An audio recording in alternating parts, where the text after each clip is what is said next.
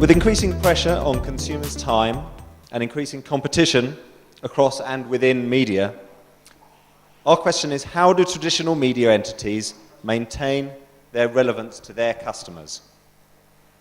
The BBC needs to understand the motivation of news consumers, given the huge choice now available to them. We wanted to know what happens to consumers' choices in periods of crisis, and of course, specifically, what are the implications of recent events in the Middle East to news organisations?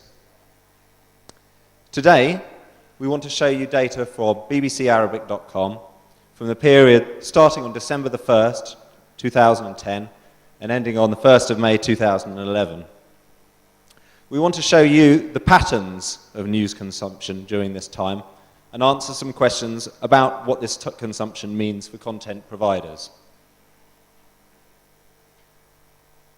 First, a little bit of context for bbcarabic.com. And for those that don't know, BBC Arabic is a part of the BBC Global News Division, a part of the BBC, who aims to be the biggest and most trusted news organisation in the world. I don't know whether we managed to do the most trusted part, but we certainly aim to succeed to be big. The BBC Global News Division reaches 241 million users across radio, TV, and online. And if that's a big number, we like to say we're bigger than the fourth biggest country in the world, Indonesia. In terms of the services that BBC Global News has, it's across TV with BBC World News, BBC Arabic TV, and BBC Persian TV.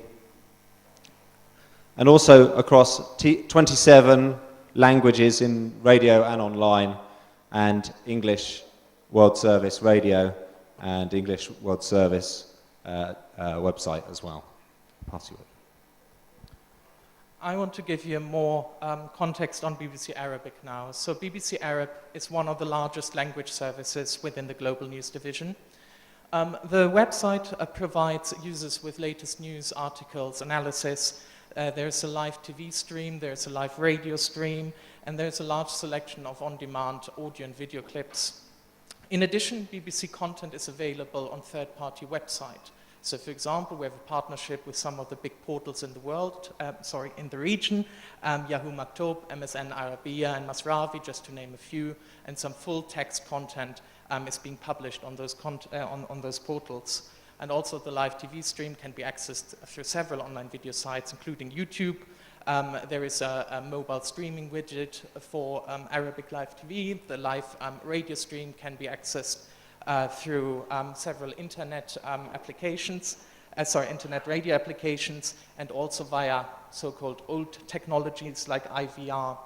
In addition, we offer breaking news SMS alerts, in addition to a mobile version of our website, which is a mobile site optimized for access through mobile devices, and that includes text and also video clips. We have to say that the BBC Arabic website and mobile site is currently the World Service language site with the highest direct reach and the highest growth rates.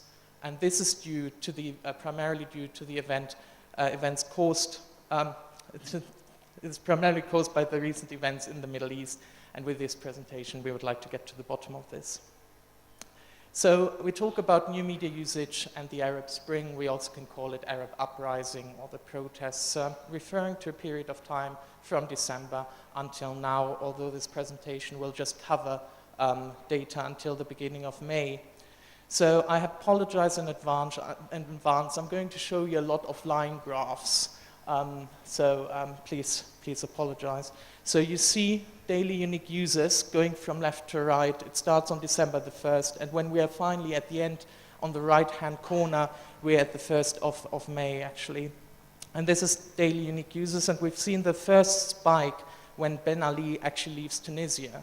So although protests in Tunisia already started in the middle of December, the first time we've seen our website spike caused by these events was in the middle of January, 4 weeks later.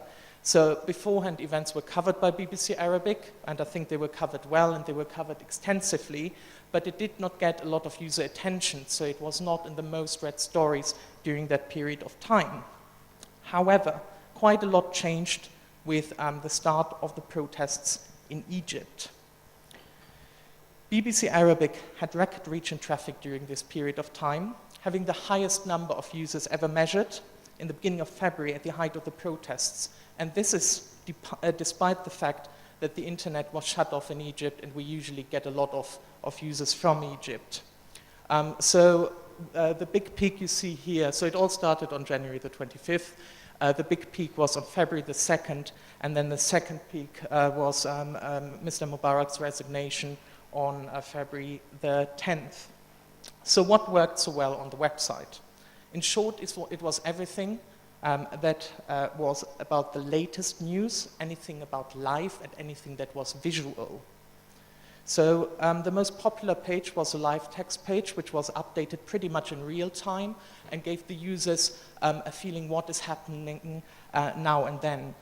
Picture galleries were incredibly popular, and most importantly, the live TV stream received a record number of requests.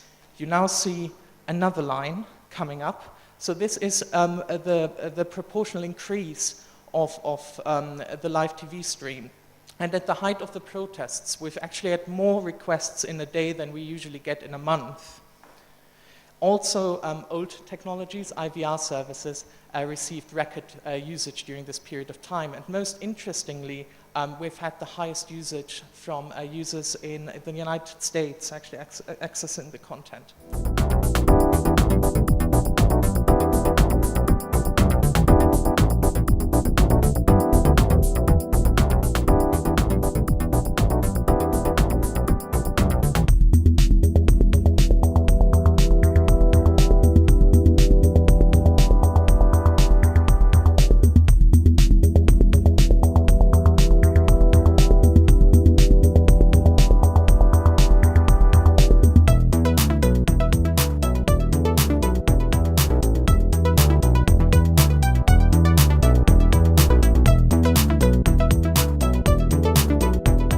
When I was asked to come and speak at the conference, a conference on telecommunications and convergence, I wondered whether or not the reason I was being asked as the maybe token representative of the broadcast world was to reflect that broadcasting perhaps has become the old media in a new media world. And I'm mused on where we find ourselves as broadcasters in the face of increasingly divergent markets and the increasing competition from the digital world. Our broadcasting business is chock full of buzzwords, non-linear, user-generated, convergence, giving way now to OTT. But what does all this mean? The fact is, and as this conference testifies, our world is changing. Indeed, our world has significantly changed. There are new forces that are disrupting traditional models right the way across, just in broadcasting, but indeed in all sectors of business.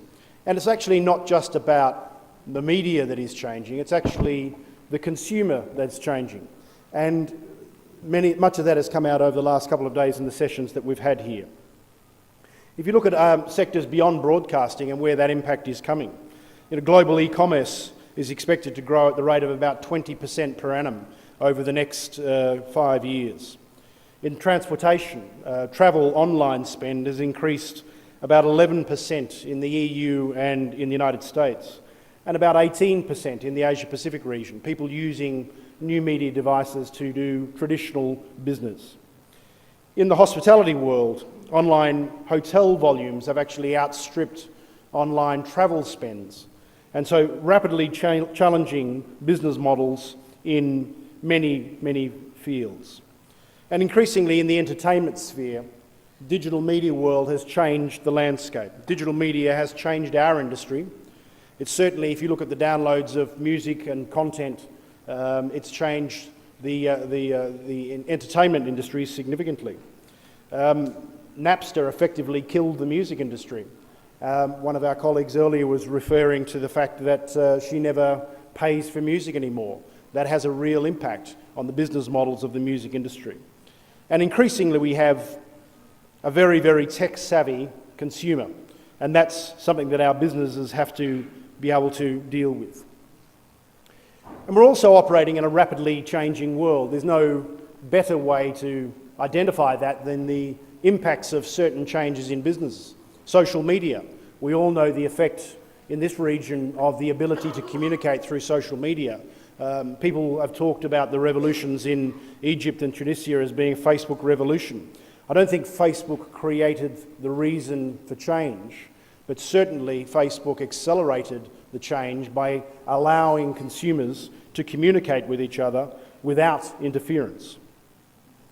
Other impacts that are changing all worlds in business, ours included. Mobility, consumer affluence and opportunity is certainly leading to portability, and consumers are far more mobile in their consumption. New technologies over the top, new opportunities for broadcasters and others alike, as we've heard articulated over the last couple of days. And certainly globalisation. Borders no longer matter. A company like ours, OSN, transmits across 24 national boundaries. Most of the markets that I've worked in television, and I've spent my entire career working in television, have operated essentially in single markets. But today, increasingly, our markets are getting cross-border. And some of the biggest acquisitions that are going on in the broadcasting world today are actually about increasing the capacity to be able to aggregate cross borders.